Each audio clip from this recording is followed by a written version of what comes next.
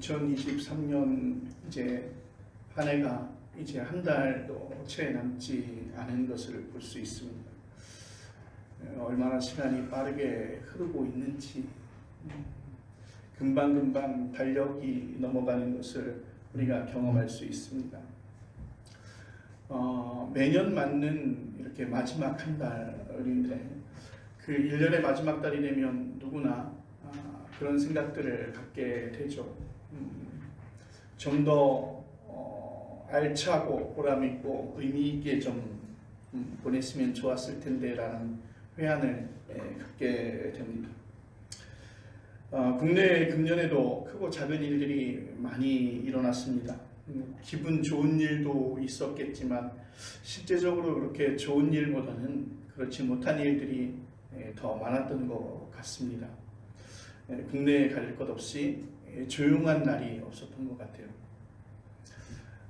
이런 모습의 삶의 모습들이 근래에 들어서 이렇게 된 것이 아니라 예수님이 살고 있었던 당시에도 이렇게 시끄럽고 또 좋지 못한 일들도 일어나고, 그래서 예수님이 태어나고 자라고 활동하던 시대에도 별반 사람들이 살아가는 모습들이기 때문에 별반 다르지 않았다라는 생각들을 갖게 됩니다.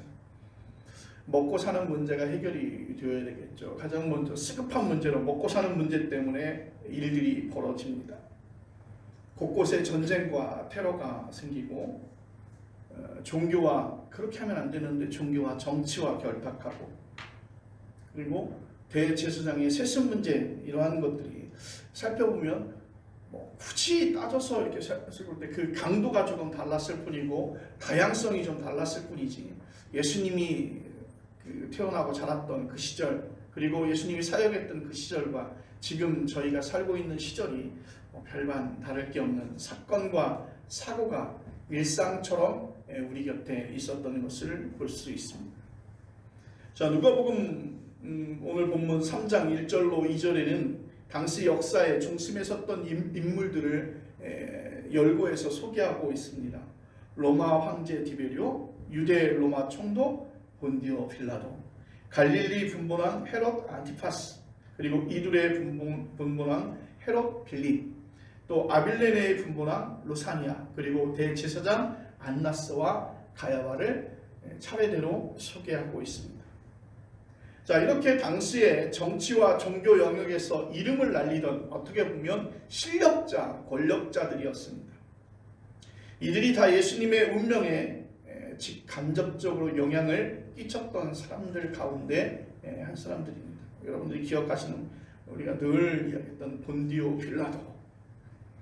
학자들의 연구에 따르면 이 시기가 대략 기원 후 한 30여 년 전, 고어간이라고 그렇게 설명하고 있습니다.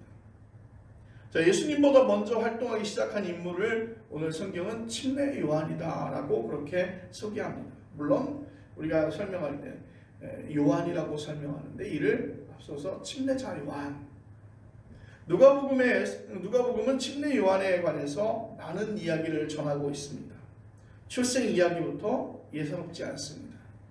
예수님이 동정녀 마리아에게서 출생했듯이 침례 요한도 출생에 대한 이야기를 이야기하고 있는데, 가임 기간이 지난, 이 말은 인체 구조학상 임신을 할 수 없는 여인을 뜻하고 있죠. 이렇게 가임 기간이 지난 여자 엘리사벳의 몸을 통해서 예수님보다 6달 먼저 태어나게 됩니다. 그리고 예수님보다 먼저 출가를 하고 하나님 나라를 그는 선포하고 있습니다. 자, 이렇게 요한의 대중들의 폭넓은 지지를 받고 있었는데 요단강에 나가서 그에게 침례를 받으려고 하는 사람들이 줄을 섰어요. 얼마나 줄을 섰을까 이렇게 생각해 보니까, 우리 요즘에 시내에 나가보면 아주 소문이 잘 난 음식점에 보면, 또 중앙시장에 가보면 아주 맛있는 음식을 파는 곳에 가보면 줄이 아주 뱀이 또아리를 틀듯이 아주 여러 갈래로 이렇게 줄을 서고 있는 모습을 보고 있어요. 저희는 이렇게 지나가다 보면 과연 저렇게 줄을 서서 2시간, 1시간씩 저렇게 줄을 서서 저 음식을 먹을 만큼 저렇게 매력적일까, 이런 생각도 하지만 관광을 오신 분들은 그것 또한 하나의 관광일 거라고 생각이 되어집니다.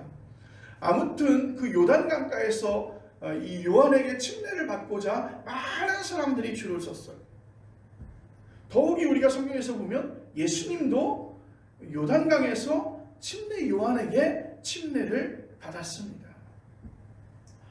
요한은 불을 토하듯이 하나님의 말씀을 전하면서 사람들에게 회개하라고 그렇게 다그치고 있었습니다. 그의 강력한 카리스마에 사람들은 이런 생각도 했습니다. 요한이 오실 그인가? 요한이 하나님의 아들로 이 땅에 오실 그리스도인가 하면서 자신들을 이렇게 어려운 지경에, 이런 도탄의 지경에서 구해줄 메시아가 아닐까라고 하는 생각을 할 정도로 요한의 카리스마는 아주 대단했던 것으로 여겨집니다. 그는 동생의 아내인 헤로디아와 결혼한 헤롯 안티파스를 공개적으로 비판하다가 결국 그는 참수형을 당하고 말았습니다. 자, 누가복음 3장 4절에서 선지자 이사야의 말을 인용하면서 침례 요한을 가리켜서 이렇게 말하고 있습니다. 광야에서 외치는 자의 소리라 그렇게 말하고 있습니다. 이게 잘 맞아떨어지는 이야기인데 침례 요한은 주로 요단 광야에서 지냈습니다. 마태복음 설명에 따르면 요한은 광야에서 낙타털 옷을 입고 허리에 가죽띠를 띠고 메뚜기와 석청을 먹었다고 그렇게 말하고 있습니다. 과연 이 모습이 어떤 모습이었을까 생각해 보니까요. 요즘 나는 자연인이다 에서 나오는 산속 깊은 곳에서 사람이 발길이 닿지 않는 곳, 그 다음에 문명이 닿지 않는 곳에서 그렇게 생활하고 있는 사람들의 모습은 매우 자연스럽죠. 그런데 요한의 모습은 그 광야에 가장 잘 어울리는 그러한 모습 가운데서 자신의 몸을 잘 절제하면서 살았던 것으로 보여집니다. 자, 우리가 광야라고 하면은 지금 우리가 살고 있는 문명과는 거리가 먼 곳입니다. 권력과에도 거리가 있습니다. 흙, 돌, 먼지, 하늘, 구름, 야생화와 들짐승이 연상되는 지역이 바로 광야입니다. 제가 87년도에 대학에 입학해서 88년도에 그 이병을 전방으로 가게 됐는데 거기에서 문화 충격을 받았어요. 장병들이 그곳에서 그냥 빨가벗고 개울에서 목욕을 하는 거예요. 더우니까 빨가벗고 하는 거예요. 어떻게 저렇게 다 열려져 있는 공간에서 저럴 수 있을까? 가만히 생각해 보니까 그 전방 지역에 군인들밖에 없는 거예요. 사람들이 남자들밖에 없는 거예요. 그러니까 뭐 그게 흉이 되는 게 아니에요. 그래서 자연스럽게 옷을 벗고 그 개울가에서 멱을 감고 있는 거예요. 근데 저희들도 그 모습이 낯선 거예요. 왜요? 우리 문명에서는 문명과 연결되어지는, 직결되어지는 곳에서는 그렇게 하지 못하잖아요. 그런데 이렇게 단절된 곳에서 그런 것이 가능했던 것으로 보여집니다.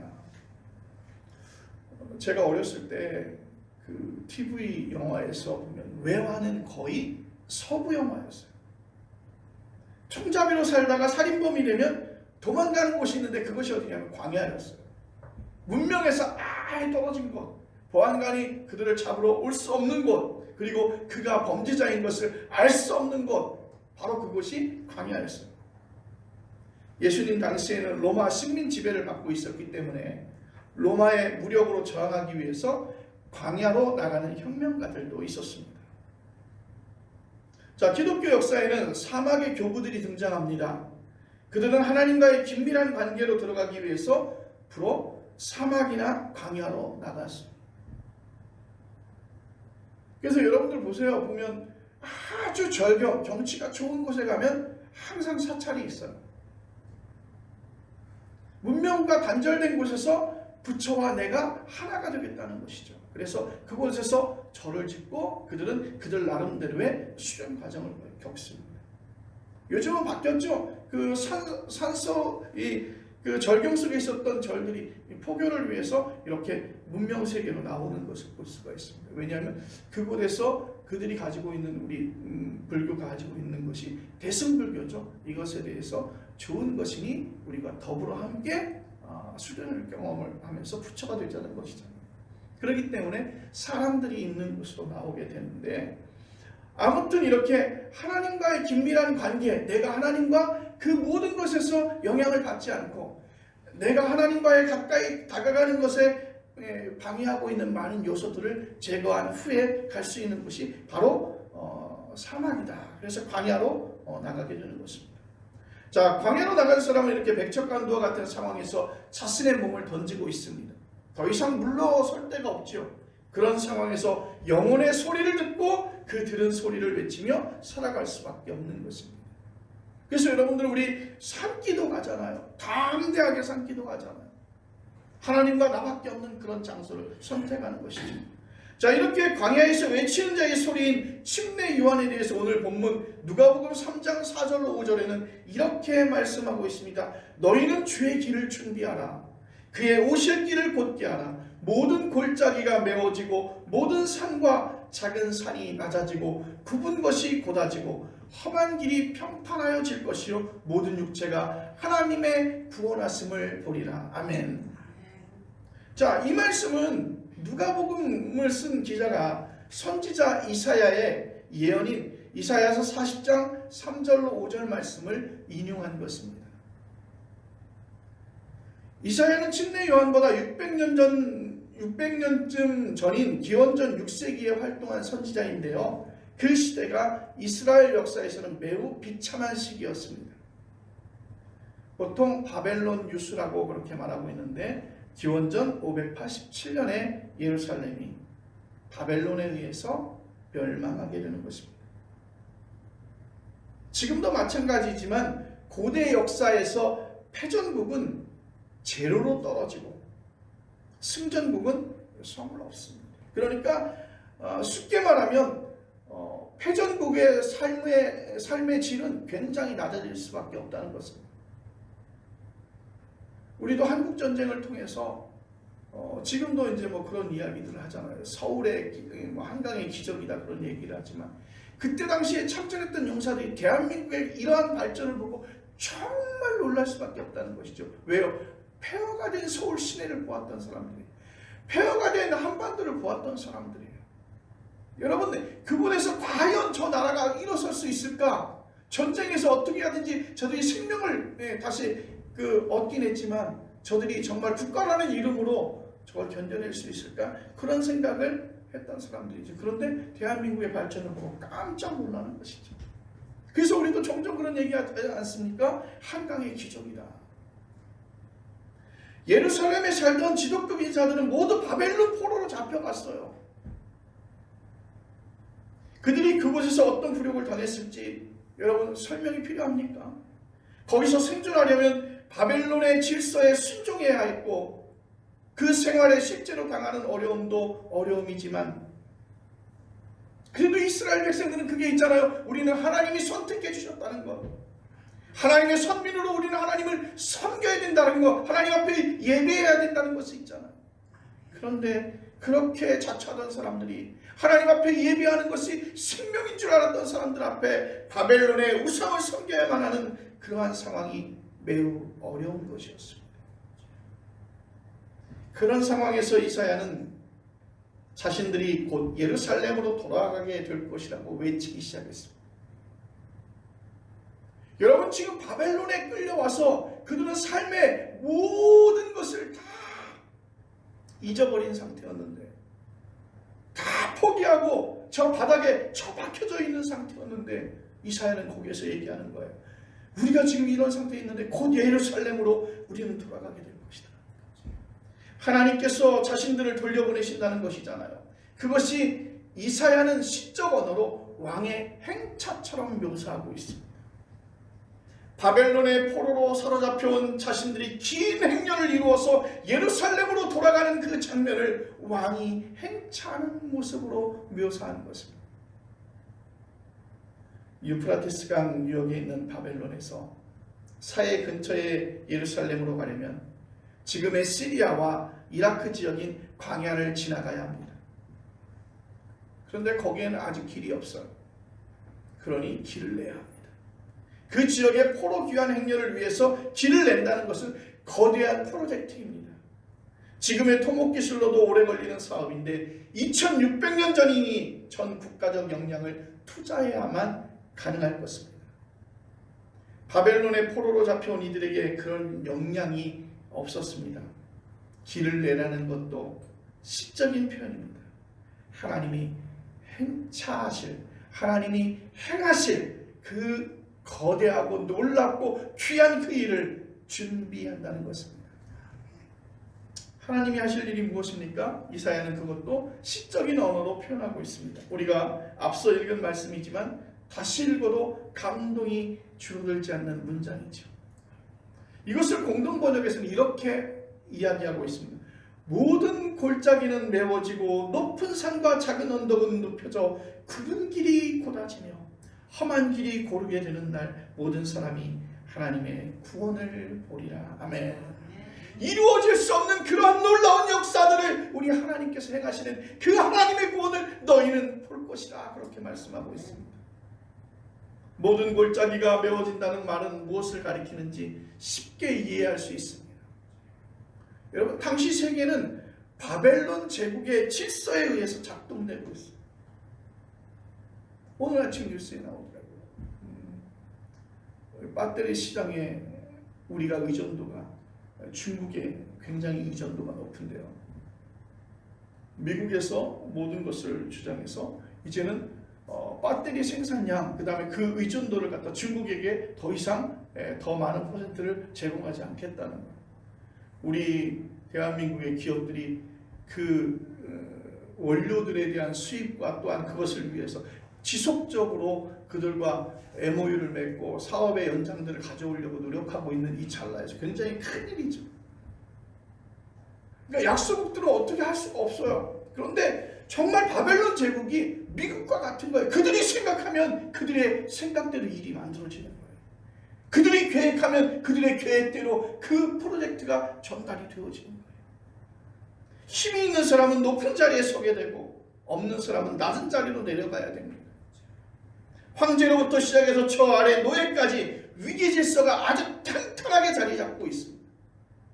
모두가 높은 자리로 올라서기 위해서 애를 쓰지만 여러분, 그게 마음 먹은 대로 잘 되지 않습니다. 이미 높은 자리에 올라간 사람은 아랫사람이 올라오는 것을 방해하죠. 여러분들 전쟁 보시면 아시잖아요. 전쟁 성벽을 올라가려고 막 사다리를 놓고 막 사람들이 올라가면 위에서 전쟁을 치르는 적병들이 어떻게 합니까? 그 사다리를 발로 이렇게 탁 차네. 다른 걸로 이렇게 밀어냅니다. 마치 사다리 걷어차기 하는 식으로 그들이 나를 밟고 올라오는 것을 용납하지 못하고 그들을 걷어내죠. 이런 제국의 질서에서도 그래도 살만한 사람은 다 살죠. 이런 질서가 자기의 삶에 더 좋은 사람들도 있습니다. 그러나 골짜기 밑바닥까지 내려간 사람들에게 이 세상은 지옥이나 다름이 없는 거예요. 아무리 생각해도 그 노예의 길에서 벗어날 수가 없어요. 아무리 생각해도 내 사랑하는 자녀가 그 종의 자리에서 더 올라갈 수 없는 거예요. 그런 바닥 인생에 떨어지지 않는 사람이라고 하더라도 인간다운 삶을 진지하게 생각하는 사람들은 아마도 그렇게 숨막히는 상황을 그냥 두고 보기는 어려울 것입니다. 자, 이사야는 광야에서 외치는 사람의 입을 빌려 이 바벨론 제국의 모든 억압적이고 악한 그 질서가 하나님을 통해서 허물어진다고 그렇게 외치고 있는 것입니다. 모든 산과 작은 산이 낮아지고 굽은 것이 곧아지고 험한 길이 평탄하여진다고 그렇게 선포하고 있습니다. 그리고 모든 이들이 그런 순간을 볼 것이라 그렇게 말합니다. 자, 누가복음은 이사야 선지자의 이 예언을 왜 여기에 인용한 것일까? 누가복음에서 바라볼 때 자기가 살고 있던 시대가 바벨론 포로 시대와 다를 게 없다고 여겼기 때문입니다. 그의 시대는 로마 제국이 막강한 힘을 발휘하고 있었을 때이죠. 이스라엘도 로마의 식민 통치를 받고 있는 때였습니다. 빌라도 총독은 전권을 손에 쥐고 유대를 통치합니다. 어둠의 시절입니다. 로마가 요구하는 것을 순순히 따르면 최소한의 생존은 보장해 주지만 그걸 거스르면 잔혹하게 제압당하고 죽을 수밖에 없는 것입니다. 여러분, 그것을 가장 잘 보여준 것이 가장 극단적인 예로 예수님의 십자가 처형 아닙니까? 누가복음은 지금 이 세상이 완전히 새로워지기를 바라고 있는 간절한 마음으로 이사야의 그 예언을 오늘 이 말씀 속에서 인용하고 있는 것입니다. 누가복음은 이사야의 설교를 인용하긴 했지만 모든 걸 이사야와 선지자와 똑같이 생각하는 것은 아니었습니다. 바벨론에서 예루살렘까지 길이 뚫려 포로들이 고향으로 돌아가는 것을 이사야는 여호와의 영광이라고, 즉 하나님의 구원이라고 그렇게 말씀하고 있지만 오늘 누가복음은 예수님을 바로 하나님의 구원이라고 보았습니다. 모든 육체가 하나님의 구원하심을 보리라. 모든 육체가 하나님의 구원하심을 보리라. 예수 그리스도가 바로 하나님의 구원, 즉 하나님이 보내신 메시아라고 하는 의미를 우리에게 던져주고 있는 것입니다. 난지 8일밖에 되지 않는 아기 예수, 예루살렘 성전에서 본 시므온이 누가복음 2장 30절에서 내 눈이 주의 구원을 보았다, 내 눈이 주의 구원을 보았다, 그렇게 소리치고 있습니다. 이 주제는 신약성경 전체가 핵심적으로 전하려고 하는 메시지입니다. 예수 그리스도가 바로 하나님의 구원이라고, 즉 예수 그리스도에게 하나님의 구원이 실현되었다고 그렇게 말씀하고 있는 것입니다. 우리는 이런 문제를 대할 때 냉정해져야 됩니다. 예수님 이후 세상이 얼마나 달라졌는지를 한번 살펴보십시오. 보는 관점에서 다르긴 하겠지만 별로 달라진 것 없습니다. 모든 골짜기가 메워지고 산이 낮아지고 굽은 길이 곧아지고 험한 길이 평탄해지는 것처럼 인간 세상이 정의로워질 것이라고 했는데 2000년 전이나 지금이나 인간 세상은 여전히 그대로예요. 지금 대한민국 영화 시장이 굉장히 침체되어져 있는데 요즘에 방영되는 영화가 있어요. 개봉돼서 서울의 봄이라고 하는. 박정희 대통령이 12.6 사태로 죽게 되고, 그리고 이제 박정희 대통령의 서거로 서울에 이제 봄이 올 것이라고 하는 그런 기대를 가졌습니다. 민주화가 이루어진다는 기대를 가졌습니다. 그런데 12.12 사태를 통해서 다시 군부가 독재하는 그러한 일들이 벌어졌죠. 그래서 서울의 봄이라고 하는 그 영화에서는 12.12 사태, 그러니까 총장을 납치하고 있는 그 9시간의 시간을 다시 한번 재조명하는 그러한 영화 내용입니다. 많은 사람들은 군부 독재가 막을 내리고 이제 민주주의 세계가 다시 열리겠다라고 하는 서울에 드디어 동토의 땅이었던 이 대한민국, 그 서울에 봄이 오겠다고 하는 그런 기대를 가졌겠죠. 여러분, 그런 기대를 갖지 않습니까? 이렇게 말씀 속에서도 말씀하는 것이 골짜기가 메워지고 산이 낮아지고 굽은 길이 곧아지고 험한 길이 평탄해지는 것처럼 그런 날이 올 것을 기대하고 있지 않습니까? 그런데 지금 2000년이 지났어요. 이사야가 선포한 그 시간이 2000년이 지났어요. 그런데 여전히 우리의 삶에서는 그런 모습들이 계속해서 이루어지고 있다는 것입니다. 그 바벨론 제국이나 로마 제국과 별 다를 게 없는 또 다른 제국과 그런 질서가 지금도 이 세상을 당근과 채찍의 원리로 지배하고 있다는 것입니다. 오늘날에는 거대 기업이 제국과 같은 역할을 하죠. 여전히 산은 높고 골짜기는 깊은 세상입니다. 대한민국도 여기에서 자유로울 수 없습니다. 오죽했으면 우리는 그런 표현을 할까요? 이처럼 세상이 달라진 게 없는데도 예수님을 하나님의 구원이라고 말할 수 있을까? 여러분, 예수 믿는 사람들도 마찬가지예요. 예수님을 믿은 뒤로 달라진 게 있을까요? 예수 믿는 사람들이 세상 사람들과 다른 점이 있을까요? 더 도덕적이고 더 양심적이고 더 자기 희생적인 사람들일까요? 아무도 그렇다고 생각하는 사람들은 없을 것입니다. 교회 밖의 사람들이나 교회 안의 사람들이나 겉모양만 다를 뿐 별로 없습니다. 한국교회 전체를 놓고 봐도 여전히 깊은 골짜기와 높은 산이라는 것입니다. 엄청나게 큰 교회와 최소한의 생존도 어려운 교회가 똑같이 예수 믿는 사람들의 교회라는 사실, 저는 한국교회 이런 부익부 빈익빈 현상을 볼 때 누가복음 16장 19절 말씀부터 이어지는 부자와 거지 나사로의 비유가 생각이 납니다. 부자교회는 그것을 통해서 한국교회의 상황들을 살펴보고, 그래서 바로 이렇게 지금에는 변화되어지고 섬기는 일들이 많아지는 것을 볼 수가 있는데, 별로 달라진 게 없어요. 예수님이 하나님의 구원이라는 말씀은 버려야 할 것인가? 그러나 구원은 인간이 구원받아야 할 처지라는 것을 전제하고 있다고 하는 사실을 기억하시길 바랍니다. 이사야 시대는 그것이 바벨론 포로였고, 바벨론 제국의 억압으로부터 해방되어 고국으로 돌아가는 것이 바로 하나님의 구원이었다면, 이사야의 예언처럼 얼마 후에 바벨론이 패망하자 고국으로 돌아갈 수 있게 되었습니다. 여기서 그들은 하나님의 구원을 보게 되었습니다.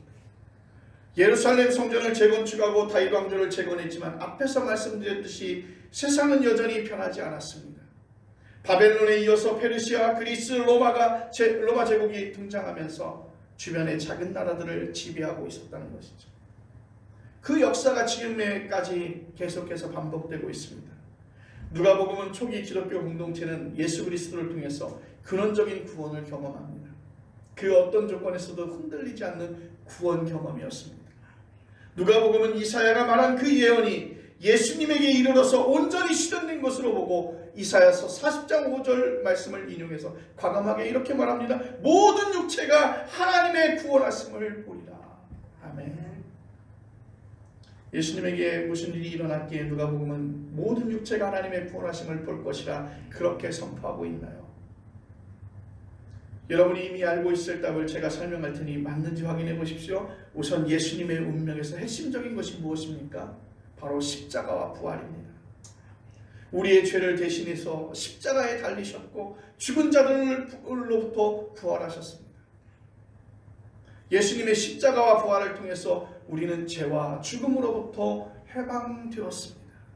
죄와 죽음으로부터의 해방, 그것이 곧 하나님이 예수 그리스도를 통해서 행하신 구원이신 줄로 믿으시길 바랍니다. 이 사실을 받아들이지 않는 기독교인들은 없지만 실제로 이렇게 이해하고 경험하고 누리는 사람은 많지 않습니다. 죄와 죽음의 절망에 여전히 묶여 있거나 또 그 모습 속에서 아직도 우리는 이겨내지 못하고 있지 않는가. 여기서 말하는 죄는 자기 자신이 자기를 완성하려고 하는 욕망이었고, 죽음은 죄의 결과로 벌어지는 하나님과의 단절입니다. 죄와 죽음의 세력으로부터 자유로워졌느냐고 하는 그 질문 앞에서 그렇다 답변하지 못하는 이유는 두 종류의 그 사람으로 나뉠 것입니다.